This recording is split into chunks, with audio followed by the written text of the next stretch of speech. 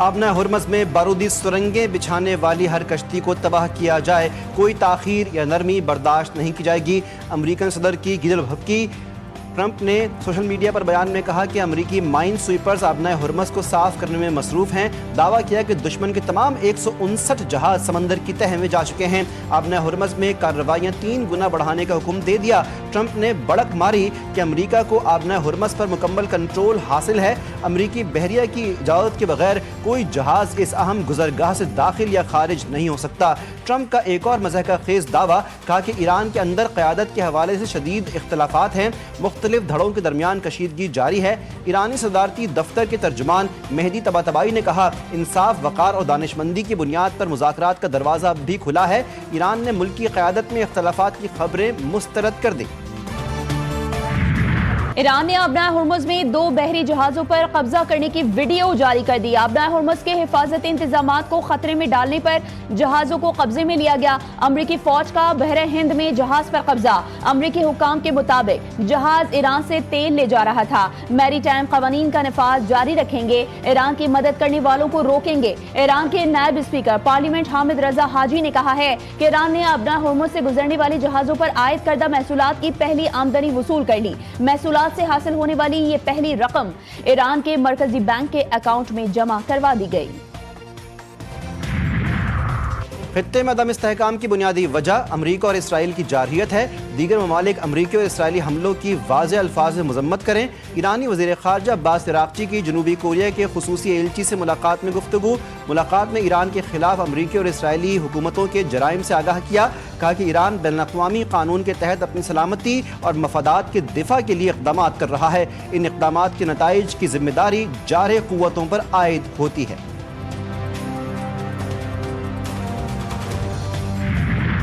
جنگ بندی کے لیے کوئی ڈیڈ لائن نہیں، امریکہ نے جنگ بندی کے لیے ڈیڈ لائن سے متعلق خبروں کو مسترد کر دیا۔ ترجمان وائٹ ہاؤس نے کہا ہے کہ امریکہ کو ایران کے جواب کا انتظار ہے۔ ٹرمپ جنگ بندی کی توسیع پر متفقہ رد عمل چاہتے ہیں۔ ایران نے مذاکرات میں تعطل کی ذمہ داری امریکہ پر ہی ڈال دی۔ مسعود پزشکیان کا کہنا ہے کہ امریکی ہر دھرمی ہی مذاکرات کی راہ میں سب سے بڑی رکاوٹ ہے۔ ٹرمپ مسلسل دھمکیاں دے رہے ہیں۔ ایران نے ہمیشہ مکالمے اور معاہدے کا خیر مقدم کیا ہے اور اب بھی تیار ہے۔ ایرانی اسپیکر باقر غالیباف کہتے ہیں کہ بحری ناکہ بندی جنگ بندی کو بے معنی کر دیتی ہے۔ جنگ بندی کے خلاف ورزیوں کے دوران آبنہ ہرمز کو نہیں کھولا جا سکتا۔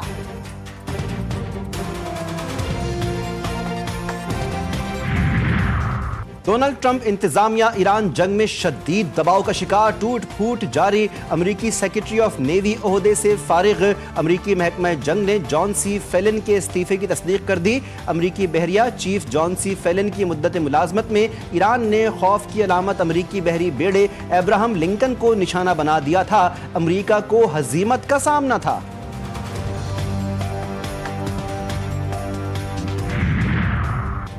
پاکستان اور چین کا 2 طرفہ تعلقات پر اطمینان کا اظہار۔ وزیر اعظم شہباز شریف سے پاکستان میں چین کے سفیر جیانگ زیڈونگ کی ملاقات۔ چین کے صدر شی جن پنگ اور لی جیانگ کے لیے نیک تمناؤں کا اظہار۔ مشرق وسطیٰ کی صورتحال اور پاکستان کی امن کوششوں پر بھی تبادلہ خیال کیا گیا۔ چینی سفیر نے وزیر اعظم کا شکریہ ادا کیا اور خطے میں دیرپا امن کے لیے پاکستان کی سفارتی کاوشوں کو سراہا۔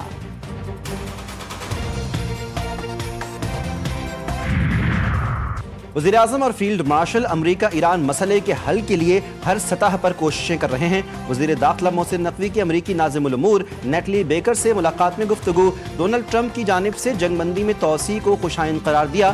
کہتے ہیں کہ امید ہے فریقین سفارتی اور پرامن حل کو موقع دیں گے۔ ملاقات میں نیٹلی بیکر نے خطے میں قیام امن اور تنازع کے حل کے لیے پاکستان کے تعمیری کردار کو سراہا۔ انرجی سیکیورٹی اب مستقبل کی منصوبہ بندی کا اہم حصہ بن چکی ہے۔ وزیر اعظم شہباز شریف کی انرجی سیکیورٹی سے متعلق اجلاس میں گفتگو کہتے ہیں کہ بروقت اقدامات سے توانائی کا بحران پیدا نہیں ہوا۔ ذرائع آمد و رفت کو بتدریج ماحول دوست برقی ذرائع EV پر منتقل کیا جائے۔ سرکاری استعمال کے لیے صرف بجلی سے چلنے والی بسز، موٹر سائیکلیں خریدی جائیں۔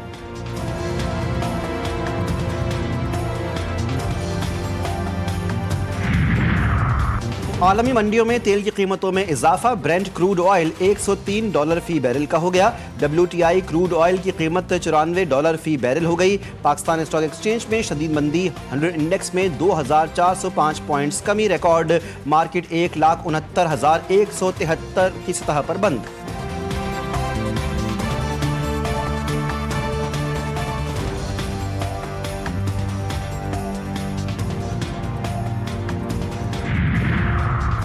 پاکستان کا LNG کی اسپاٹ خریداری کا فیصلہ، قطر سے LNG سپلائی معطل ہونے کے بعد پاکستان LNG لمیٹڈ نے عالمی مارکیٹ سے 3 اسپاٹ کارگو خریدنے کا فیصلہ کیا۔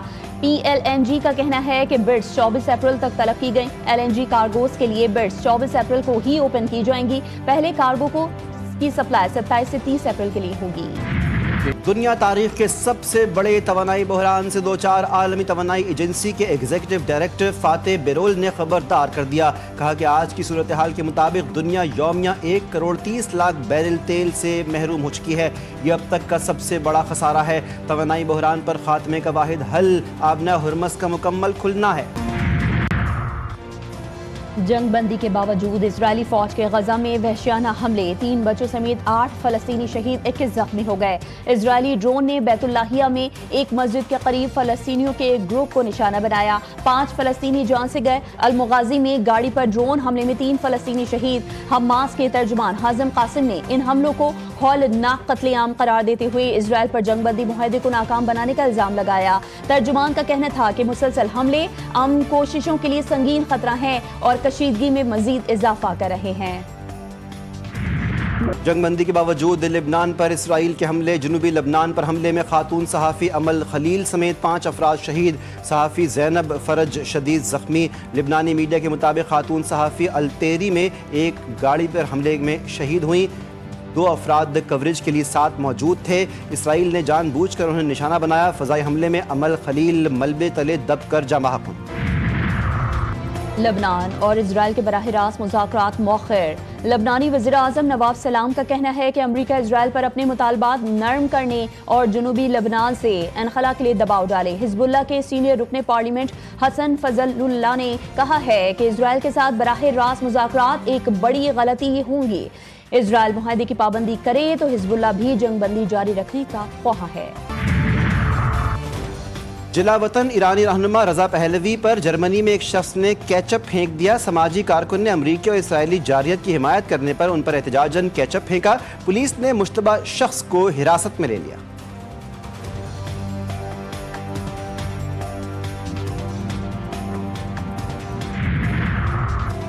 کئی خلیجی اتحادیوں نے کرنسی سواپ کی سہولت کے لیے درخواست کی۔ امریکی وزیر خزانہ کا دعویٰ، اسکاٹ بیسنٹ کہتے ہیں کہ کرنسی سواپ کی درخواست کرنے والوں میں UAE بھی شامل ہے۔ کرنسی سواپ کا مقصد امریکہ میں اتحادی ممالک کے اثاثوں کی بے ہنگم فروخت روکنا بھی ہوتا ہے۔ کرنسی سواپ معاہدے کے تحت امریکہ کسی ملک کو عارضی طور پر ڈالر فراہم کرتا ہے، ڈالر کے بدلے میں امریکہ اس ملک کی کرنسی لیتا ہے تاکہ مالیاتی نظام مستحکم رہے۔ پہلگام فالز فلیگ پر DGISPR کی خصوصی بریفنگ، بھارت 1 سال بعد بھی سوالات کا جواب نہیں دے سکا۔ DGISPR نے 30 اپریل 2025 کو بریفنگ کے دوران پہلگام فالز فلیگ سے پردہ اٹھایا تھا۔ لیفٹیننٹ جنرل احمد شریف چودھری کا کہنا تھا کہ ہم اس وقت کے واقعے کے حقائق پر جائیں گے، الزامات پر نہیں۔ اگر الزام یہ ہے کہ واقعہ پاکستانی سرزمین سے نام نہاد دہشت گردوں نے کیا تو یہ مد نظر رکھا جائے گا کہ پہلگام کسی بھی پاکستانی قصبے سے 200 کلومیٹر سے زائد دور ہے۔ FIR میں 10 منٹ میں پولیس کی آمد اور رپورٹ درج ہونے کا دعویٰ بھی سوالیہ نشان ہے۔ وزیر اعظم شہباز شریف سے انسانی خلائی مشن پر جانے والے پاکستانی خلاباز خرم داؤد اور محمد ذیشان کی ملاقات۔ سپارکو کے یہ خلاباز اتاشی حسنین افتخار بھی موجود تھے۔ وزیر اعظم شہباز شریف نے کہا کہ خلائی مشن پاکستان کے لیے ایک اہم سنگ میل ہے اور پوری قوم کے لیے باعث فخر ہے۔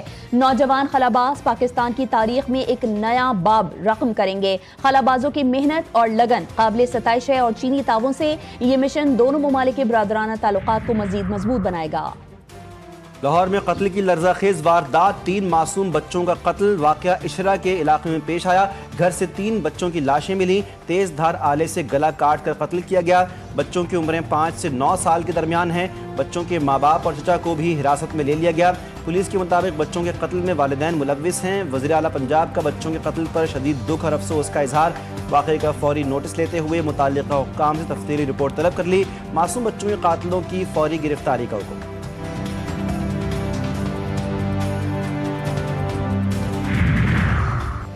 حیدرآباد میں افسوسناک حادثہ، ملت آباد میں گھر کی چھت پر سوئے 3 بچے کرنٹ لگنے سے جاں بحق۔ بچے شادی میں شرکت کے لیے شہداد پور سے حیدرآباد آئے تھے۔ بچوں کو چھت سے گزرنے والی 11,000 وولٹ کی بجلی کی تاروں سے کرنٹ لگا۔ سندھ میں کانگو وائرس سے رواں سال کی پہلی ہلاکت، ٹنڈو محمد خان کا رہائشی 17 سالہ نوجوان کراچی کے اسپتال میں انتقال کر گیا۔ متاثرہ مریض سندھ انفیکشن ڈیزیز سینٹر میں زیر علاج تھا۔ مریض میں گزشتہ روز کانگو وائرس کی تصدیق ہوئی تھی۔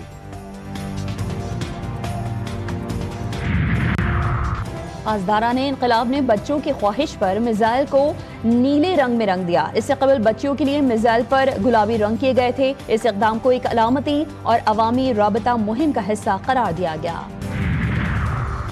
بھارت کو حالیہ سفارتی تنقید اور سیاسی بیانات کے باعث عالمی سطح پر دباؤ کا سامنا۔ ٹرمپ کے بیان پر بھارتی اپوزیشن جماعت کانگریس کے رہنماؤں کی مودی کی پالیسیوں پر تنقید۔ موقف اختیار کیا کہ حکومت کی حکمت عملی کے باعث ملک کا عالمی تشخص متاثر ہوا، خارجہ سطح پر مؤثر رد عمل سامنے نہیں آ رہا۔ ماہرین کے مطابق ایسے بیانات دونوں ملکوں کے تعلقات میں ممکنہ تناؤ کی عکاسی کرتے ہیں۔ یہ صورتحال خطے میں سفارتی توازن پر اثر انداز ہو سکتی ہے۔ پنجاب میں زرعی معاشی خوشحالی کا شاندار منصوبہ، وزیر اعلیٰ پنجاب نے اپنا کھیت اپنا روزگار اسکیم پورٹل کا افتتاح کر دیا۔ اسکیم کے تحت ہر کامیاب امیدوار کو 25 سے 40 لاکھ مالیت کی زرعی اراضی کاشت کے لیے ملے گی۔ منصوبے کے تحت پنجاب کے مختلف اضلاع میں 13,812 زرعی لاٹس سے 28,780 خاندان مستفید ہو سکیں گے۔ وزیر اعلیٰ پنجاب مریم نواز شریف سے برطانوی نژاد پاکستانی ڈاکٹر حسنات خان کی ملاقات، جناح انسٹی ٹیوٹ آف کارڈیالوجی سے متعلق انتظامی امور پر تبادلہ خیال۔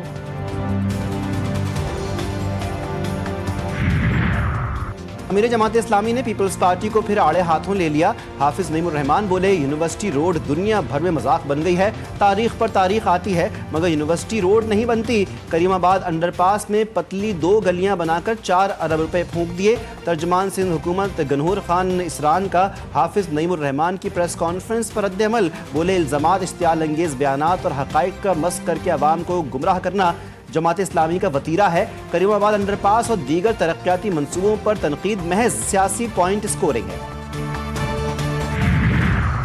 سندھ بھر میں بغیر روٹ پرمٹ اور فٹنس سرٹیفکیٹ کے چلنے والی گاڑیوں کے خلاف سخت کارروائی کا حکم۔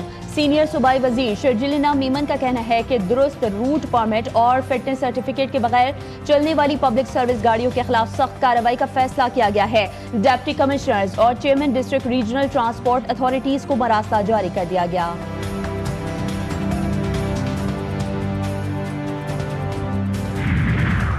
ایرانی فٹ بال فیڈریشن کا ورلڈ کپ کے حوالے سے بڑا اعلان، ایران فیفا ورلڈ کپ میں شرکت کے لیے امریکہ جائے گا۔ ایرانی حکومت نے فٹ بال ٹیم کو اجازت دے دی، کہا کہ امریکہ کے ساتھ کشیدہ صورتحال کا کھیل سے تعلق نہیں۔ امریکی ایلچی کی ورلڈ کپ میں ایران کی جگہ اٹلی کو شامل کرنے کی تجویز۔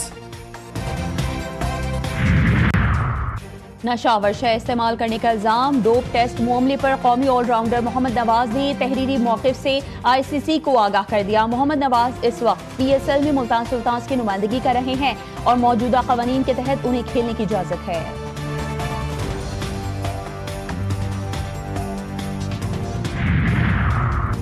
اور پی ایس ایل سیزن 11 میں راولپنڈیز کی مسلسل 8 شکستوں کے بعد پہلی فتح، اسلام آباد یونائیٹڈ کو 6 وکٹوں سے شکست دے دی۔ 138 رنز کا ہدف 4 وکٹ کے نقصان پر حاصل کر لیا۔ ایک اور میچ میں روایتی حریف لاہور قلندرز اور کراچی کنگز مد مقابل، لاہور کا کراچی کو جیت کے لیے 200 رنز کا ہدف، فخر زمان کی 61 اور عبداللہ شفیق کی 62 رنز کی دھواں دھار اننگز۔